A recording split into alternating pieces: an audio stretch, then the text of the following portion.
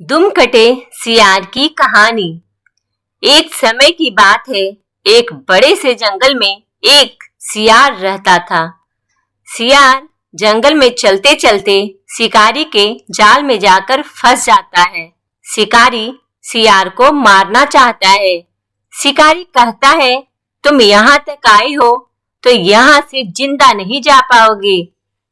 सियार कहता है, नहीं नहीं शिकारी भाई, आप मुझे मत मारिए, मेरे प्राण मत लीजिए। शिकारी कहता है कि ठीक है, मैं तुम्हें नहीं मारूंगा, लेकिन मैं तुम्हारी दुम काट दूंगा। सियार जब तक कुछ बोलता तब तक शिकारी ने उसकी दुम काट दी और वहां से चला गया। कुछ दिनों तक सियार अपनी दुम कटने के कारण वह शर्म के मारे अपने घर में ही रहता था, अपने घर से बाहर ही नहीं निकलता था। सियार के मन में एक तरकीब सूझी। इसी तरह अगर सभी सियार की दुम कट जाए तो मुझे सबके सामने शर्मिंदा नहीं होना पड़ेगा।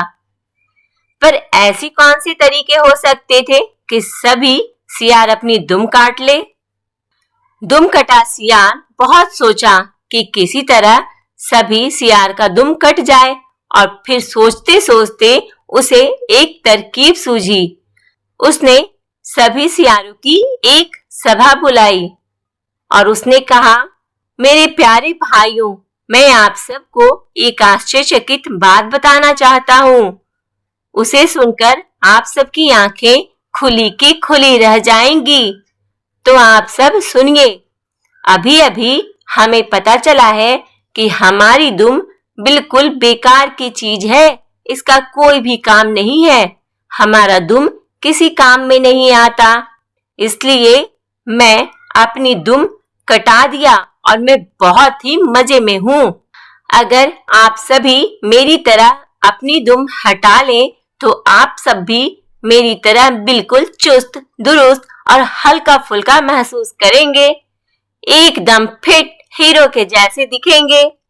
सभी सियार दुम कटे सियार की बातों में आ गए और अभी वह फैसला करने ही वाले थे कि एक सियार ने बोला, जो थोड़ा बूढ़ा हो चुका था, अरे दुम कटे सियार, तुम इतनी लंबी चौड़ी इसलिए हाँक रहे हो क्योंकि शिकारी ने तुम्हारी दुम काट ली है। अगर आज तुम्हारी दुम तुम्हारे पास होती तो क्या तुम ऐसी बातें कर रहे होते? नहीं भाई, हमें तो अपनी दुम बड़ी प्यारी लगती है, हम अपनी दुम नहीं कटवाएंगे।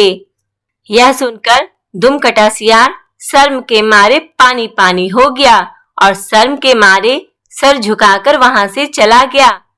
ऐसे तो उसकी दुम पर किसी का भी नजर नहीं गया था, लेकिन वह अपनी चालाकी से और भी मूर्ख बन गया और अब उसे जंगल में सभी लोग दुम कटे सियार कहकर चिढ़ाने लगे थे।